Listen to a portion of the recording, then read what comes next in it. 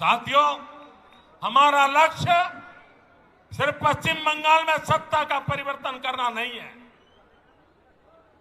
यही एकमात्र उद्देश्य नहीं है। हम बंगाल की राजनीति को विकास केंद्रित राजनीति की तरफ ले जाना चाहते हैं। 5 साल बर्बाद हो चुके हैं। अब बंगाल को बर्बाद होने का अवसर किसी को नहीं देना चाहिए और इसलिए हम आशोल परिवर्तन की बात कर रहे हैं।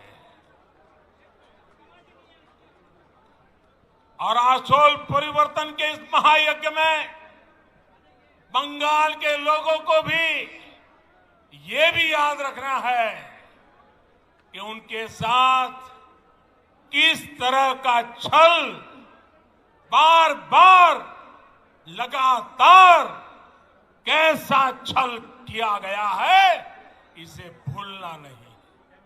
साथियों, आजादी के नारे पर कांग्रेस सत्ता में आई थी।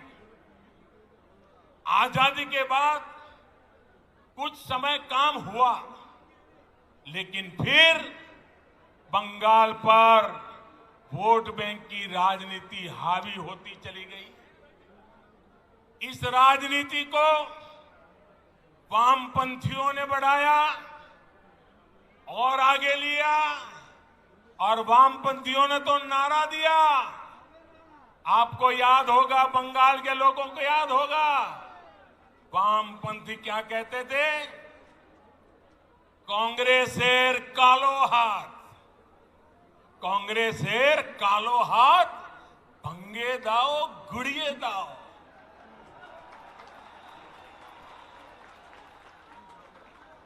ऐसे ही नारों के दम पर वामपंथी सत्ता में आए, लगभग 3 दशक तक सत्ता संभाली। मैं जरा पूछना चाहता हूं, आज उस काले हाथ का क्या हुआ रे? ये काला हाथ कैसे गोरा हो गया रे? जिस हाथ को वामपंथी तब काला समझते थे, वो आज सफेद कैसे हो गया? जिस हाथ को तोड़ने की बात करते थे, आज उसी का आशीर्वाद लेकर वो चल रहे हैं। साथियों, वामपंथियों के विरुद्ध ममता दीदी ने परिवर्तन का नारा दिया था। पश्चिम बंगाल से मां, माटी, मानुष के लिए काम करने का वादा किया था। आप मुझे बताइए, पिछले 10 साल से यहां की टीएमसी सरकार ने क्या सामान्य बंगाली परिवार के जीवन में वो परिवर्तन आया जिसकी बंगाल की जनता आशा करती थी? आया वो परिवर्तन? वो वादा पूरा किया? जो आपको कहा गया था वो किया गया? क्या किसान के, श्रमिक के, कर्मचारी के जीवन में वो परिवर्तन आया जो वो चाहते थे? आया क्या? क्या गरीब के जीवन में कोई परिवर्तन आया है क्या? गरीब और गरीब हो, ऐसा काम उन्होंने किया है कि नहीं किया है? क्या पश्चिम बंगाल के स्कूलों और अस्पतालों की स्थिति में कोई परिवर्तन आया है? क्या बंगाल के युवाओं के रोजगार की स्थिति में कोई परिवर्तन आया है? क्या बंगाल के औद्योगिकरण में वो परिवर्तन आया जितना उसका सामर्थ्य है?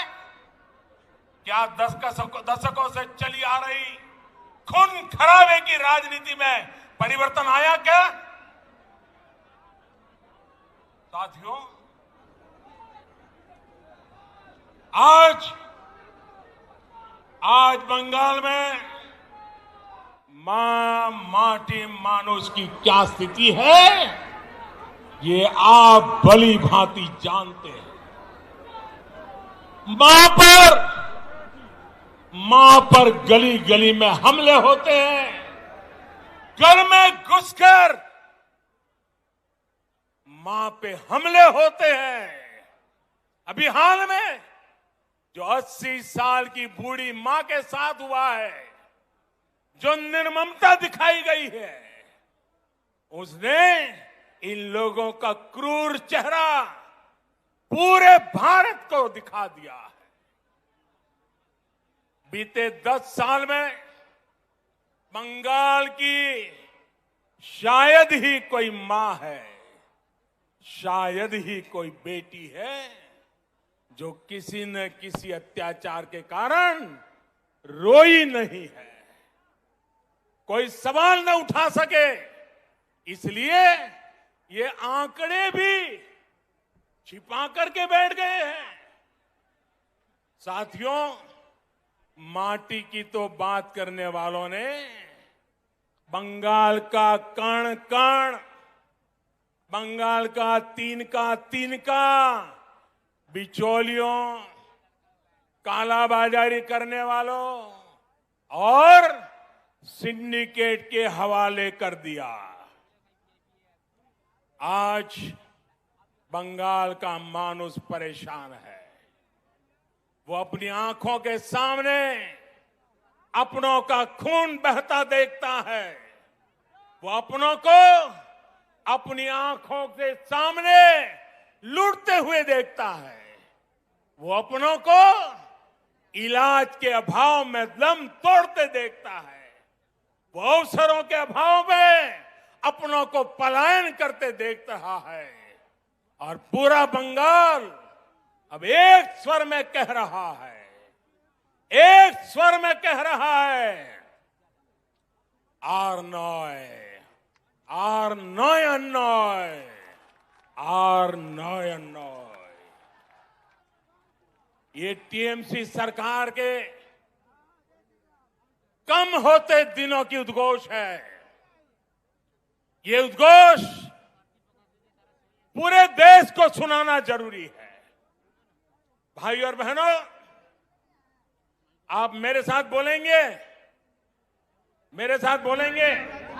मैं जो कहूंगा वो बोलेंगे, सबके सब लोग बोलेंगे, पूरा हिंदुस्तान सुने इस प्रकार से बोलेंगे, पक्का बोलेंगे। मैं आपके सामने कुछ शब्द बोलूंगा, उन शब्दों से टीएमसी सरकार की सच्चाई सामने आती है। मैं जो शब्द बोलूंगा उसके बाद आपको 2 बार बोलना है, पूरी ताकत से बोलना है। आपको बोलना होगा आर नॉय, आर नॉय। मैं जब बोलूंगा उसके बाद बोलना है। और इसके अंदर आपका गुस्सा, आपका आक्रोश, आपके दिल की आवाज निकलनी चाहिए, जो हिंदुस्तान के कोने कोने में पहुंचनी चाहिए। बोलेंगे, पक्का बोलेंगे। आपको आर नॉय बोलना है, ठीक है। भ्रष्टाचार, 2 बार बोलना है। भ्रष्टाचार, भ्रष्टाचार, तोलाबाजी, तोलाबाजी, कटमनी, कटमनी, सिंडिकेट,